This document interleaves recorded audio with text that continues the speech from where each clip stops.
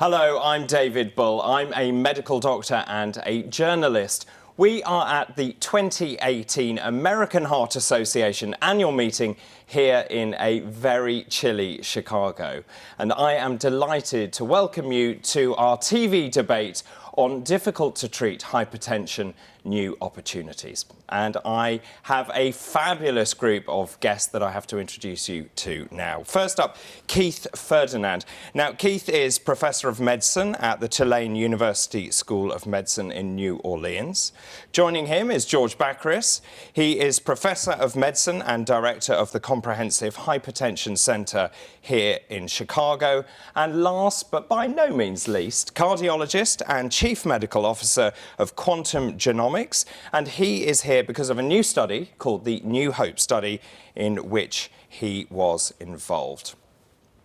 So let's start by talking about the unmet needs in hypertension. So to kick us off, here is a video message from Professor Jean-Jacques Murat. High blood pressure is the leading cause of death in the world, and it's clear that despite 50 years of drug development, there are still needs in this area, even though the general impression is that this is no longer a problem. Indeed, at best, there's barely 1 out of 2 hypertensives in the world that benefits from the control of this risk factor. Du contrôle de ce facteur de risque.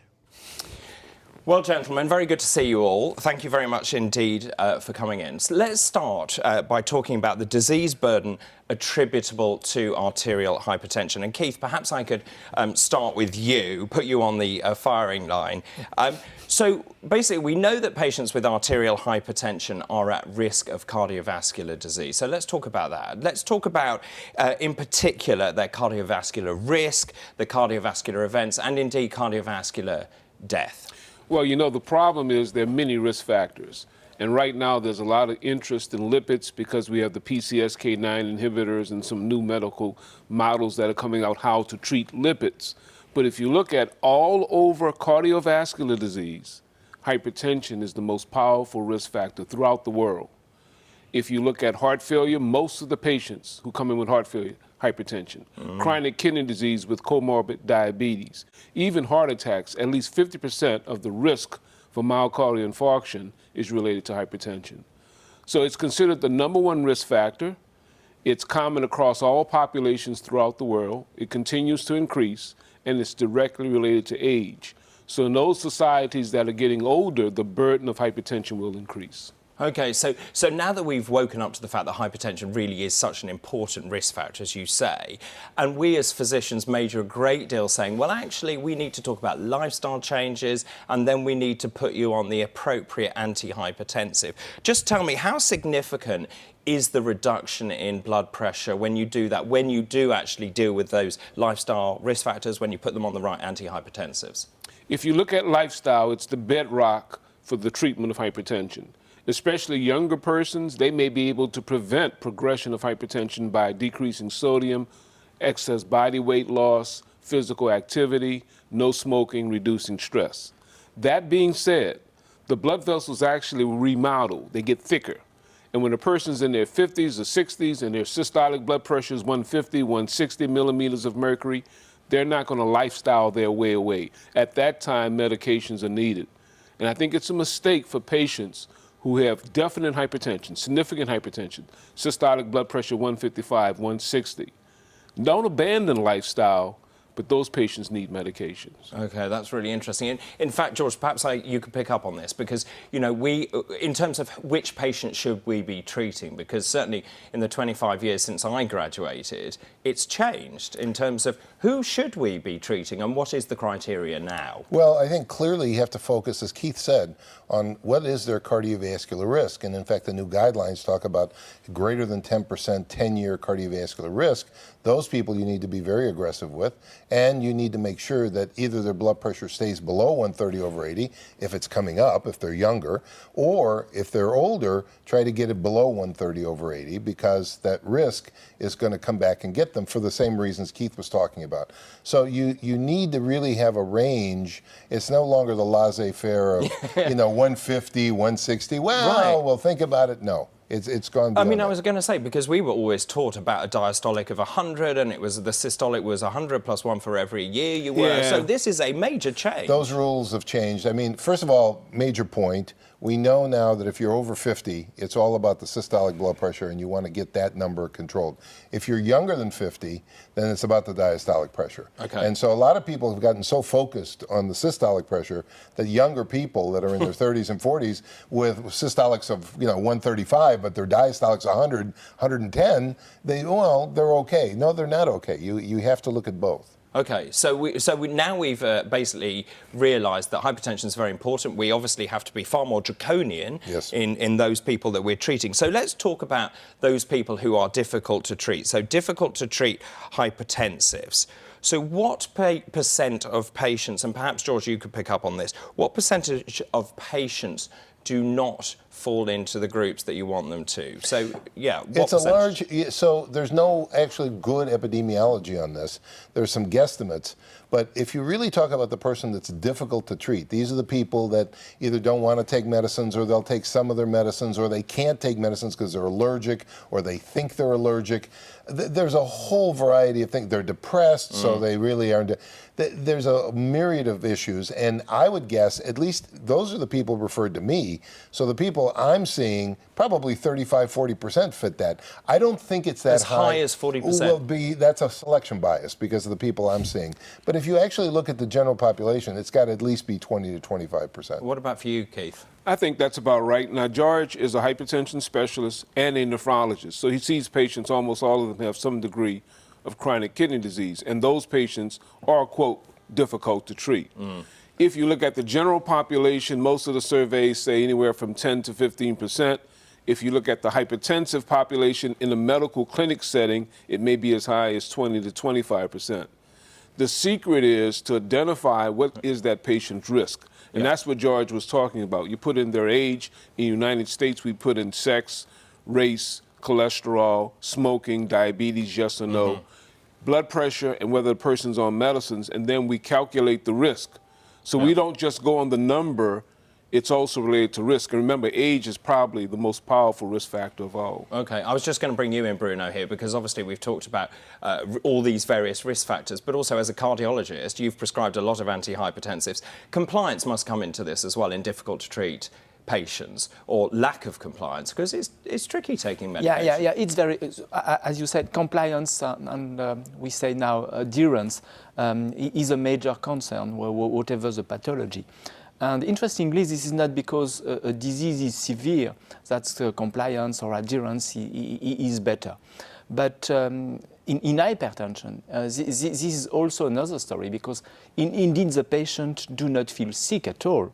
So they are really able to forget the drug, and we ask them to take the drug every day, and sometimes with side effect, and they don't feel sick. So this is indeed a major concern. Yes. You know, we used to call it the silent killer, because the patient can have significant elevated blood pressure, target organ damage, heart disease, chronic kidney disease, and, quote, feel okay.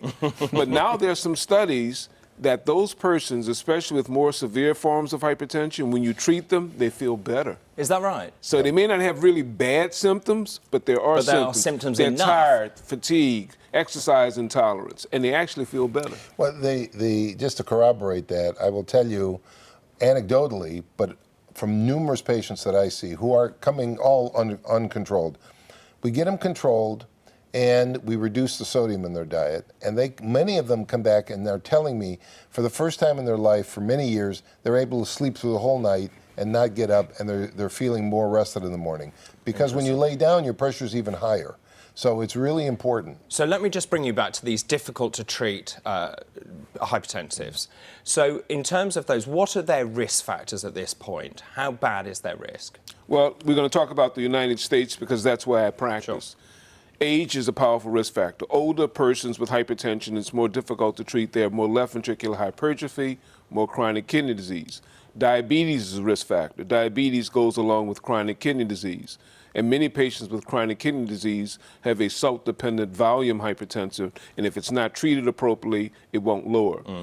Being of African descent in the United States, African Americans have more hypertension, comes earlier, more severe, and more difficult to treat.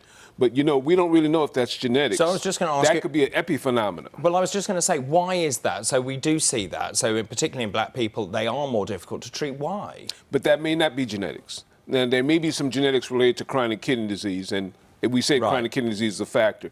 But let's take that off the table. Most of the patients is probably related to a high sodium diet, high saturated fat, physical inactivity, and psychosocial stress. We call it in the United States the social determinants of health. Where you live, where you play, where you eat, what you eat, have a great impact on your blood pressure. And would that also sort of be one of the reasons why not only is it difficult to treat, they're not very responsive, they have high morbidity, high mortality, and many drugs don't work? That's the bit I don't get, that certain classes of drugs don't work on the black population. Well, I've done a lot of trials, and George has also, and we know that monotherapy or first step therapy with ACE inhibitors and angiotensin receptor blockers called ARBs tend to be less effective in blacks. And that might be because they're less effective in persons who have low renin hypertension, salt-sensitive hypertension, obesity, stress-related.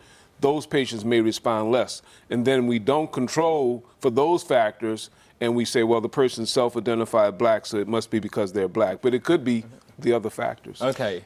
I mean, I just to add to that, it's very clear that African Americans are very salt sensitive, and you'd be amazed in the patients that actually do follow the adherence to a low sodium diet by itself, the drama that I've seen in terms of lowering blood pressure, much more dramatic than I have in Caucasians. Right. So there really is something going on at the vascular level with nitric oxide and other things that is influenced by salt. So can I just bring you back to this idea of secondary causes of hypertension?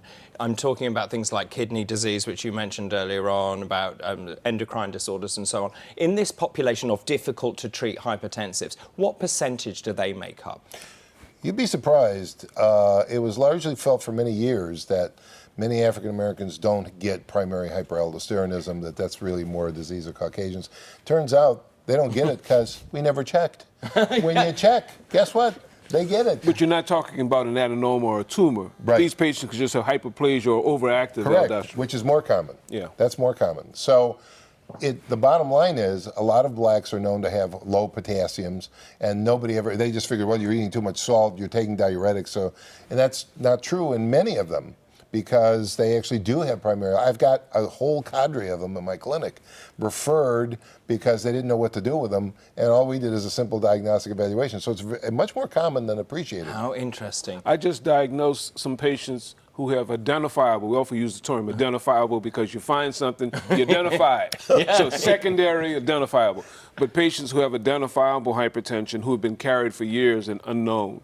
So there are other factors that come into play, and that's why we know that some of the patients have hyperaldosteronism, may not have a tumor, and that's why I was saying to George, you're not necessarily talking about imaging and finding something, but if you do an aldosterone renin level, you check the urine potassium, you find out that the patient really does have excess in aldosterone. Okay, so let me just ask all three of you, actually. So what do we mean by resistant hypertension? Well, the definition of resistant hypertension, per the current consensus update report that I was part of writing, basically is simple. You are on 3 complementary mechanism medications, so diuretic of some type, thiazide usually, calcium antagonist, and a blocker of the renin-angiotensin system, and you're appropriately dosed at maximal tolerated dose, and in spite of that, your blood pressure is now above 130/80. That's the American guideline. The European guideline is 140/90, but it doesn't matter. You're not at goal. Right. That's the point. Okay, and what's the prevalence of that in African American community? Much higher. Yeah. Much higher. It's How much higher? Oh, could be as high as 20%. Really? And if you look at the general population, it may be 10%, but it's significant. And what about in obese patients generally? Obesity is clearly a marker, and that might be a marker also for more salt sensitivity. Right. Salt sensitivity meaning if the person consumes a sodium load, the blood pressure elevates more. But many patients, especially in the United States, who have African descent, that live in the Southeast, they have diets with more sodium than you could ever imagine. I mean, no, this is true. Yeah, no, I'm sure it is. And case incidence of obesity is more important in Black as well? Well, in general, in the United States, it's increasing, about 39, 40%. Yeah. But in African Americans and Hispanics, in the minority populations, the rates of obesity are higher, and that's another marker for resistant hypertension. So salt sensitivity, resistant hypertension, obesity, racial ethnic minorities, it kind of hodgepodge. They come together. So from what you've all been saying, it seems very clear that actually for many of these patients there are specific needs not being met, that for many of these people that hypertension is a disease that really isn't massively under control. And I suppose, Bruno, for you that's an exciting challenge, some opportunities there for you particularly. Yeah, that's true. Indeed, there are a lot of drugs on the market to treat hypertension, but despite this drug, all the patients are not controlled. So it's really interesting and important to try to find out new classes of drugs, because we have a lot of classes, but we need some more.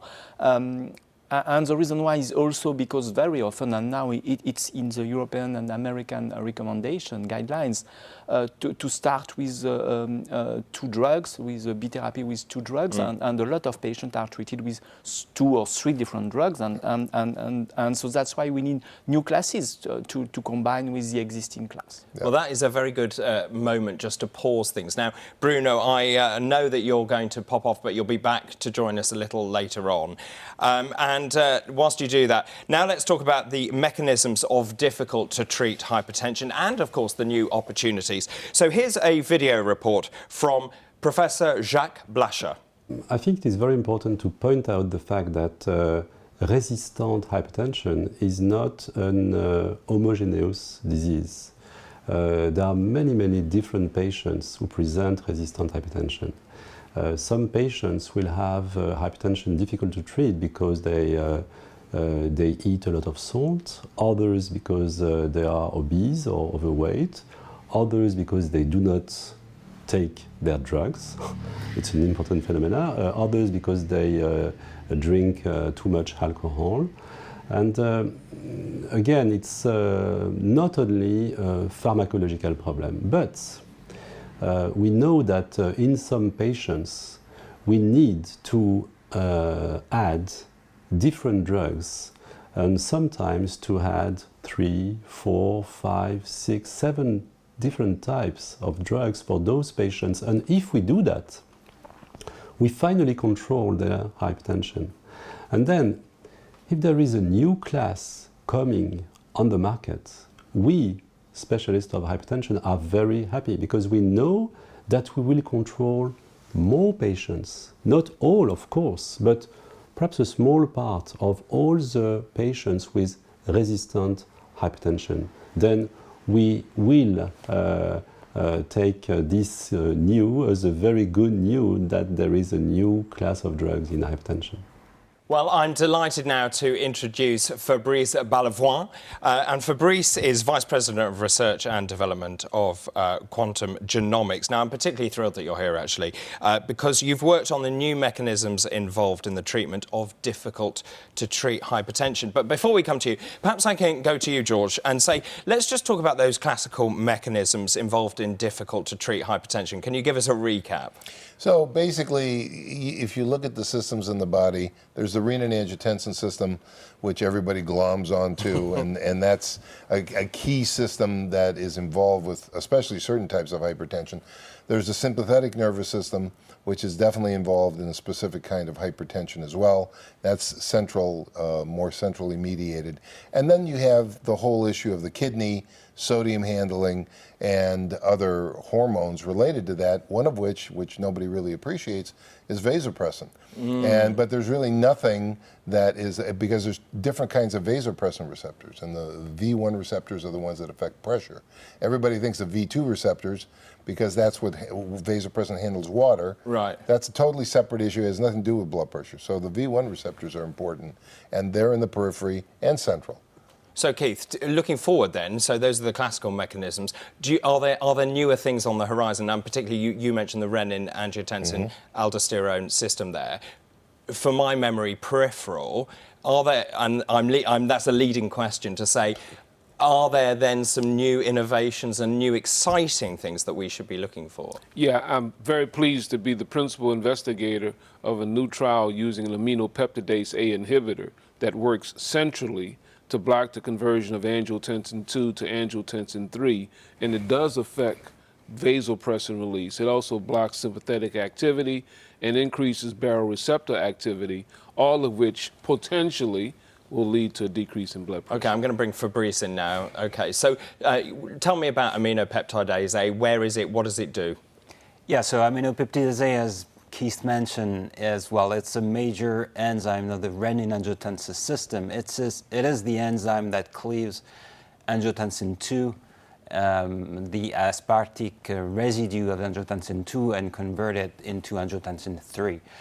It's aminopeptidase A because A is for acid residue. So it's not only cleaving the angiotensin II, but other natural peptides. Okay, But and it's am I right in thinking this is in the brain though?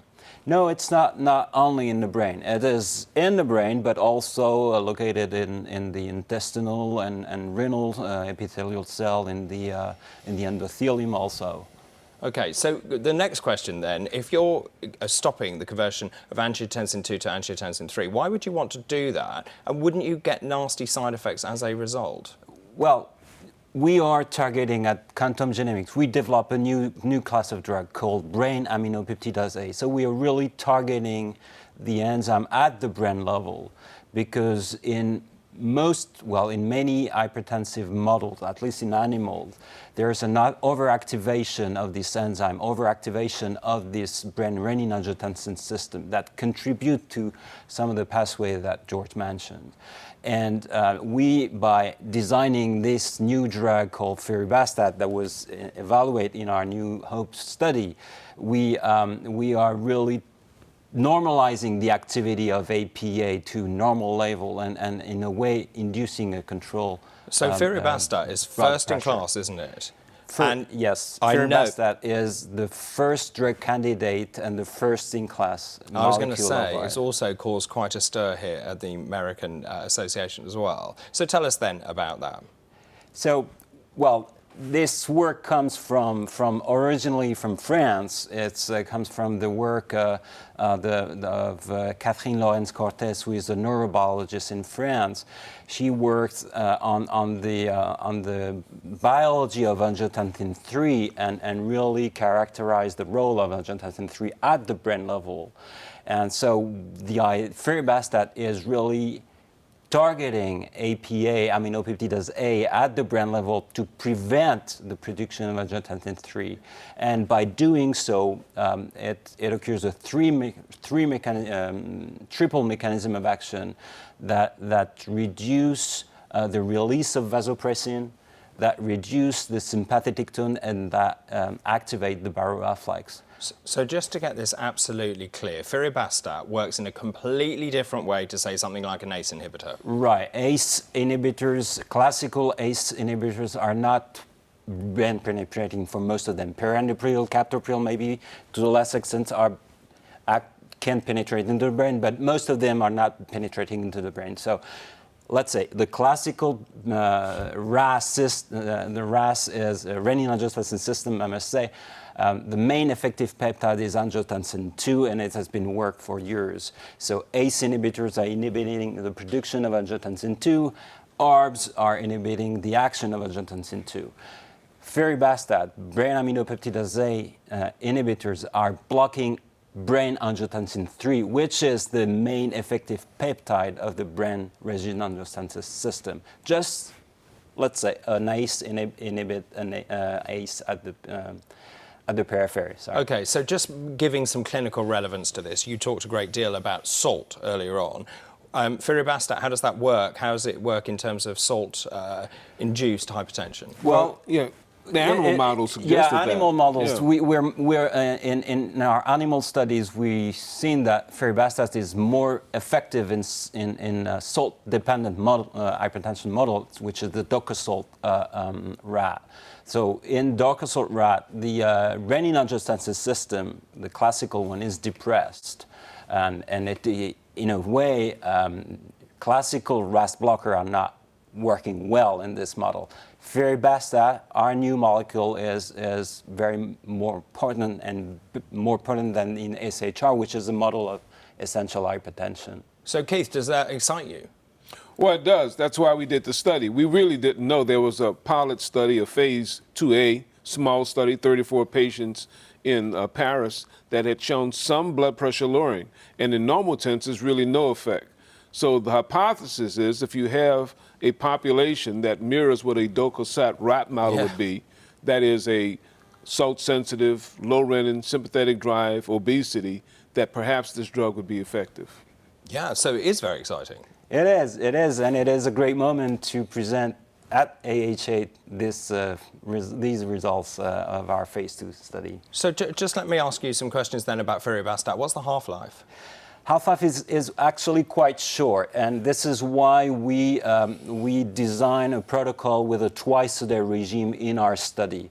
But we are working, obviously, because compliance, adherence, and most of the antihypertensive drugs are once-a-day formulation. We're working on slow-release tablet formulation. Okay. And we will, in next year, well, in early 2019, begin a new study to really identify and select this new tablet slow-release formulation to be used as a once-a-day tablet. Which will be much better for the patient. Yeah. And what about the use of Firibastat for patients with heart failure? Well, we have also, in heart failure models, the brain renin-angiotensin system is also activated, overactivated, and we have very promising data in a model of in rodent following myocardial infarction, where Firibastat was shown to improve the left ventricle end diastolic pressure, improve ejection fraction, but interestingly, without lowering blood pressure. And this is very interesting because in these patients in heart failures, sometimes blood pressure is low. Most of the drugs are affecting blood pressure, and they cannot be, for some patients, titrated to the target dose. And so with Firibastat, we have a very promising drug also for heart failure. We will initiate a study next year in post-MI in left ventricle dysfunction following myocardial infarction. And I guess Bruno, our Chief Medical Officer, can comment that further Fantastic. later. Well, he is coming back in just a minute. Thank you very much indeed, Fabrice, for telling us all about that. Well, let's now talk about the perspectives of this new drug with a video report from Professor Gilles Montalesco. We have just had the results of the New Hope study, and it's quite interesting because with this first-in-class drug, we have a beautiful effect on blood pressure in these hypertensive patients, obese patients, and clearly this is really a new mechanistic action that we have to control blood pressure. Knowing also this mechanistic effect, we may wonder if this type of drug could have other targets. And I think we should think of different type of patients. Congestive heart failure patients is probably one good target for this class of drug.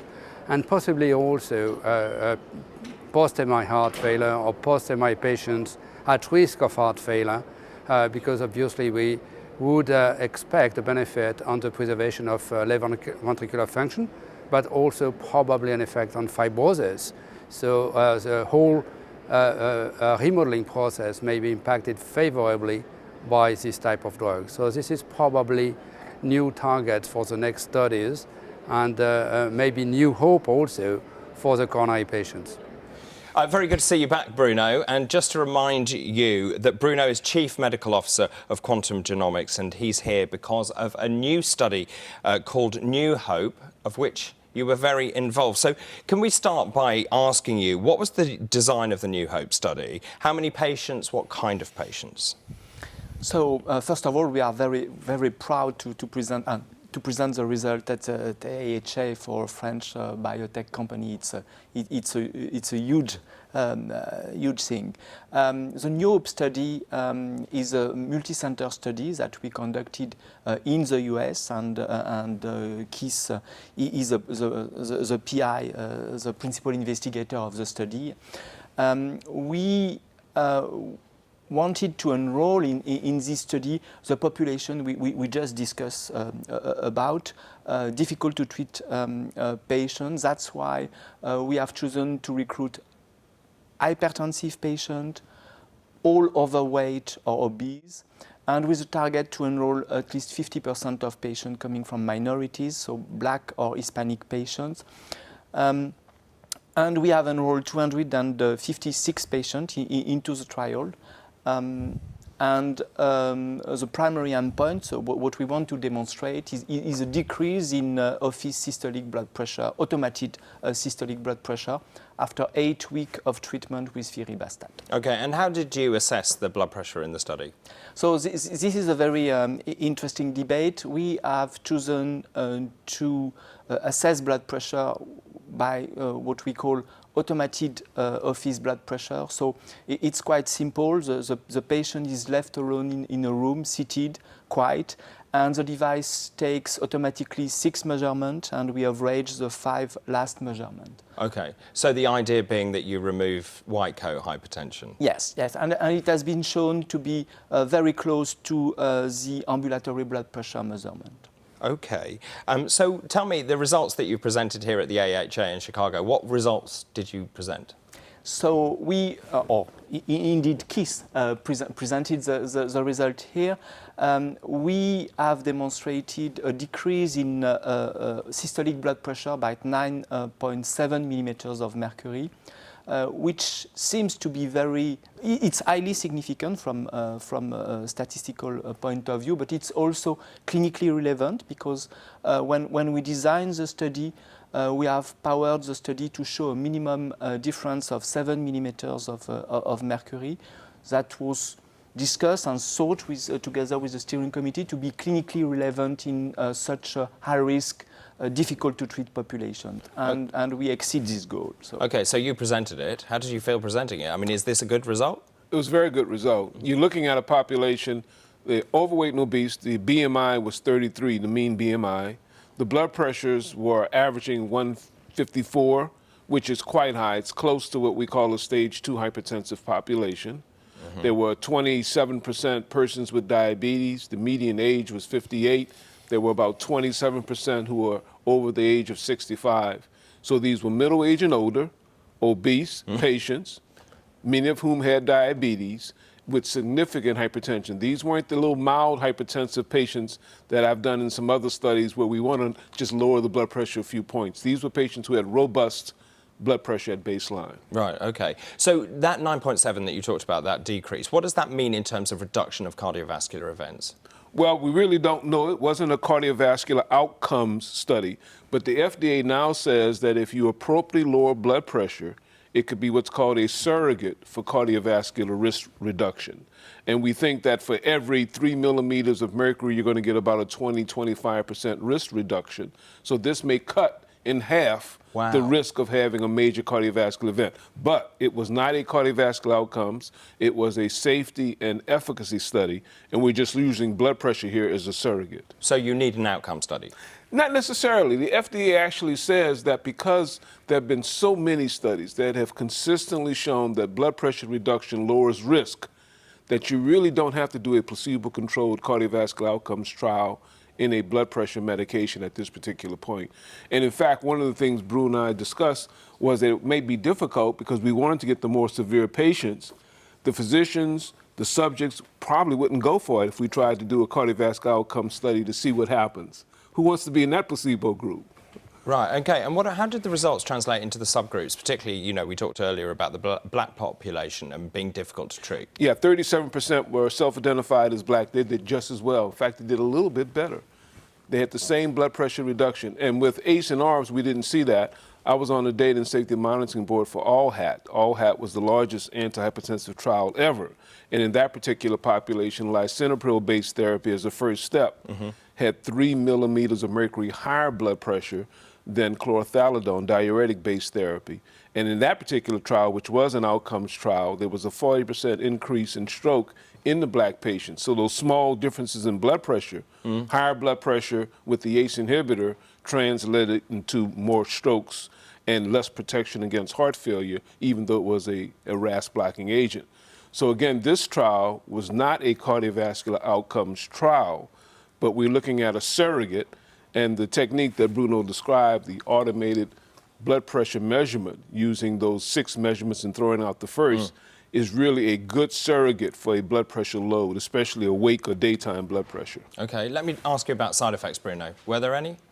Of course, there are always side effects, but overall, the drug was firibastat was well tolerated.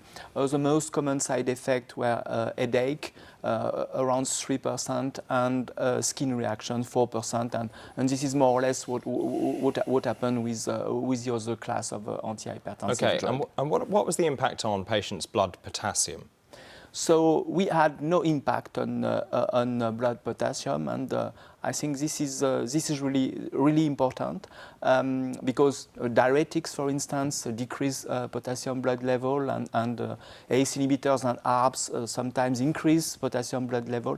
So because we are neutral on the potassium, we may be combined with any of these drugs. Okay, and perhaps I could ask you then, what was the effect on the patient's hearts, kidneys? Well, we didn't measure particular cardiovascular outcomes again, No, sure. but the GFR, the glomerular filtration rate, didn't change at all. No change. Now, these were 87.7 GFR, so there weren't people who had bad kidneys. In fact, we mandated that if your GFR was less than 45, you couldn't enter into the study. So 87 is basically normal kidney function, but there was no deterioration in GFR, no change in electrolytes, small increase in glucose, but that was within the variation that you'd see over a month in an obese population. There was really nothing in terms of metabolic derangements that was seen. So just taking on board those results, how do you see them translating into patients who are difficult to treat, those difficult to treat hypertensives? Well, Quantum Genomics is the company that owns the medication, so they would have to make decisions where they want to go next. I would think it may be something that you could add to a cocktail of medicines. Yeah.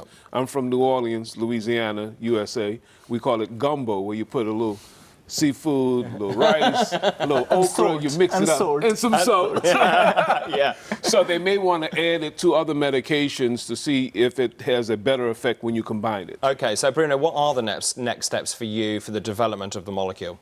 So from the beginning, our strategy was to target difficult to treat or even resistant hypertension. So probably the next step will be to study firibastat in resistant hypertension.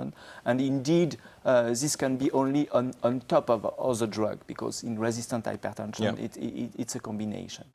Bruno, so earlier on, Fabrice sort of alluded to using firibastat for heart failure. So what about heart failure?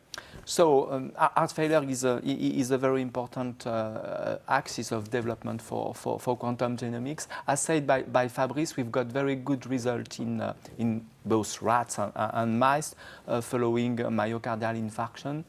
And we do believe that firibastat will be able to improve cardiac function in human as well. So that's why we will conduct very soon. We expect the first patient in beginning of next year, a clinical trial in heart failure called Quorum. And to be as close as possible as the animal models, we will study the drug in a patient following an acute myocardial infarction. And the patient will be treated for 3 months, and we will assess the cardiac function by MRI. So this is very much the beginning. Are there any other molecules in development at this time? Of course, we have a whole family of brain aminopeptidase A inhibitor, but firibastat is the first in class, and there are some other drugs behind, but at a very early stage of development. If I've heard this correctly, it sounds to me like firibastat is really, in many ways, a game changer in these difficult to treat hypertensives. Is that accurate? Potential. You know, this is the first study, first of its kind. It was a high-risk population, 50% minority, 37% African Americans, 27% diabetes. So these were really patients who needed to have a medication that lowers blood pressure effectively. I think we need to do more before we can use those terms, game changer. I think that's a little bit over the top. Okay, can I use the word breakthrough? Bruno? We do hope. We do. Yeah, okay, fine. Okay, just to close this, so perhaps you could leave with, what is your one sort of take-home point from all of this? Bruno? So I think for us, this was really a proof of concept that the drug works by targeting the brain to be able to decrease blood pressure. And also, there was a very good correlation and translation between our animal models and what we got here in the New Hope trial. And Fabrice spoke about DOCA, salt, and rats. And here we had the same efficacy in black versus non-black, in obese patients, which are very likely to be salt dependent. So it's very exciting for us to see that what we thought when we add the preclinical data in rats in the lab, now translate into human. Okay, George? I think this is exciting because it's the first new class of antihypertensive medication that has been developed since 2005. So that's a big deal. Number two, it could easily supplant commonly used drugs like clonidine and other agents that work centrally that have an overlapping mechanism but are clearly not tolerated by anybody, and be a nice adjunct to therapy, especially in the subsets that Keith was talking about. So I'm excited about it. And Keith, I assume you are. Oh, I'm very excited. In fact, the Association of Black Cardiologists collaborated with Quantum Genomics, sight unseen. I mean, these guys come from Paris with the funny accents, and we say, well, you know, it sounds like they have something to offer, so we collaborated with them. And clinical trials in the United States often underrepresent racial ethnic minorities, and here we got 50% and showed a benefit in blacks similar to non-blacks. So this was, in a way, a step forward just in the clinical trial design, that you didn't just get the nice little patients that are easy to treat, you got the more difficult to treat patients with a robust inclusion of racial ethnic minorities. That's really fascinating. Well, gentlemen, thank you so much. I'm really sorry I'm going to have to draw it to a close, but I really do want to thank you for being such wonderful guests. And thank you for watching. We'll see you soon for another debate.